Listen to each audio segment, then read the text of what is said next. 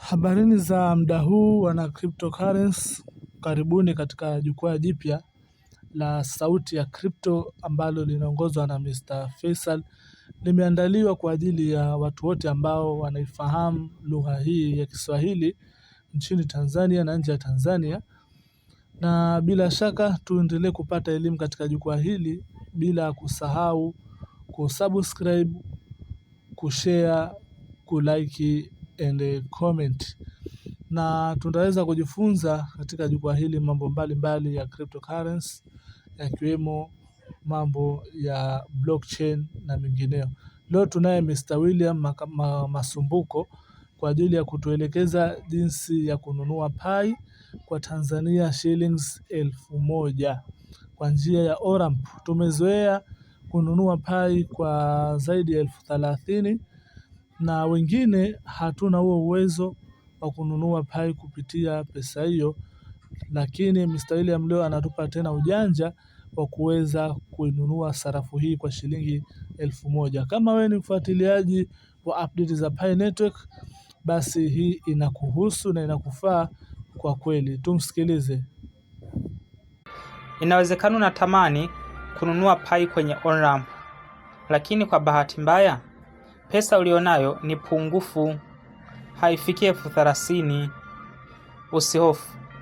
Leo naenda kukuwekeza sehemu ambapo hata kama una shilingi 1000 unaweza kununua Pi. Hata kama una shilingi 2000 unaweza kupata Pi.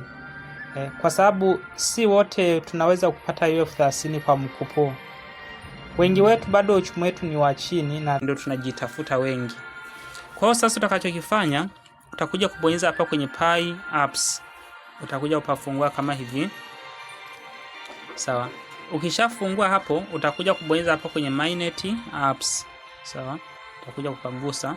Baada hapo, utakuja kutafuta app moja ambayo inaitwa Pi Transaction and Support. Sasa hatukiandika Pi Transaction, hatukisearch tu hata hii inakuja kwa sababu hapo ni moja ndio hii hapa.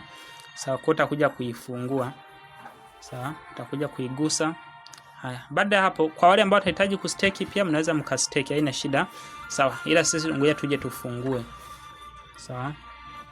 Kwa tutaifungua kama hivi, utakuja kubonyeza hapa kwenye open app. Open kama hivi. Sawa. Sasa huwa inachelewa kidogo kufunguka, kwa hiyo utavumilia kidogo. Huwa inachukua mpaka dakika 1 au dakika 2. Kwa hiyo hata kama kakichelewa kidogo, wewe vumia tu kwa sababu mwisho wa siku katafunguka tu, wala ina shida. Haya, sasa imekwisha funguka. Sasa sehemu yake ya usalama ni hii hapa, sawa?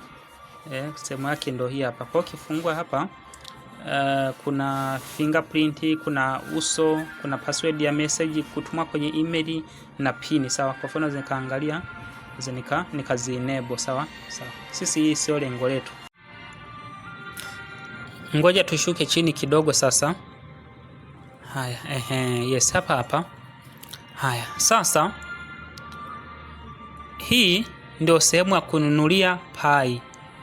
Na hapa pia ni sehemu ya kununulia Pi, sawa? Kwa sasa Pi zako utanunua sehemu unapojisikia, sawa? Unaweza kununulia hapa au unaweza kununulia hapa Pi zako. Let's say mimi kwa mfano ngoja Pi zangu nije nizinunulie hapa kwenye sehemu iliyoandika buy Pi from exchanges, sawa? Kwa ngoja ninunulie Pi zangu hapa. Haya, sasa hapa utakuja kuweka kiasi kwamba nataka kununua Pi za shilingi ngapi. Labda mimi ngoja niweke 1000. Ngoja ninunue Pi za buku. Sasa Pi za buku maana yake nitakuja kupata Pi 1.67. Haya. Baada hapo nitakuja kuchagua payment method, yani mtandao wa malipo. Je, nataka nilipie kupitia mtandao upi? Kuna mitandao tofauti, kuna M-Pesa, kuna Airtel Money, kuna Tigo na kadhalika, na kuna NMB. Sawa, sasa inashauriwa hasa utumie NMB ndio nzuri zaidi, sawa? Sasa mimi kwa natoa mfano, ngoja nitumie M-Pesa, sawa? Kwa ngoja nilipie hiyo buku yangu kwa M-Pesa. Haya. Utashuka huku chini.